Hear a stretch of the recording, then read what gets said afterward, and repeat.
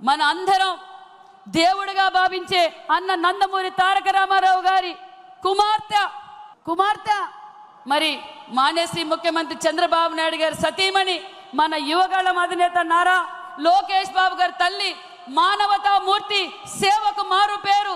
ఒక పక్క విద్యా వ్యవస్థలు కావచ్చు, ఒక పక్క మానవ సేవ కావచ్చు, హెరిటేజ్ కంపెనీ కావచ్చు, వేలాది మందికి ఉపాధి కల్పిస్తూ తాను ఏ రోజు రాజకీయాల్లోకి రాలేదు.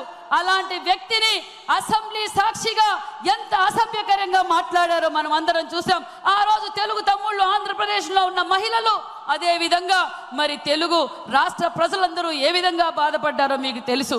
మరి గత 5 ఏళ్లలో మహిళల పైన ఏ విధంగా దాడులు చేశారో తెలుసు. మన అనితమ్మ కావచ్చు, సంధ్యారాణి మీద కావచ్చు, నా మీద కావచ్చు, ఎంతో మంది మహిళల పైన అసభ్యకరంగా కేసులు పెట్టి భయపెట్టి బెదిరించారు. నిజంగా ఈ 5 సంవత్సరాల్లో స్త్రీ శక్తి ఏ విధంగా పనిచేసిందో జగన్మోహన్ రెడ్డికి ఓటు ద్వారా చూపించారు ఆ రంగుల రెడ్డి కన్న విషయం కూడా మీకు తెలియజేస్తున్నాం.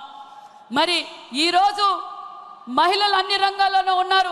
అధికారంలోకి రాగానే మనం ఏదైతే మాట చెప్పామో, మహిళలను గౌరవిస్తూ మహిళలను అక్కను చేర్చుకుంటూ ఏ సమస్య వచ్చినా నేను సైతం అంటూ మహిళలకు అండగా ఉన్న మన యువగళం అధినేత నారా లోకేష్ బాబు గారు ఈరోజు మహిళలకు పెద్దపీట వేసే పార్టీ తెలుగుదేశం పార్టీ, మన చంద్రన్న అన్న విషయం మీకు తెలియజేస్తున్నాం. మరి ఈరోజు